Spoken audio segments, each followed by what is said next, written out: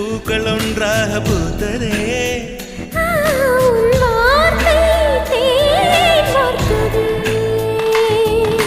மௌனம் பேசியதே, குளிர் தென்றல் வீசியதே, ஏழை தேடிய ராணி நீ என்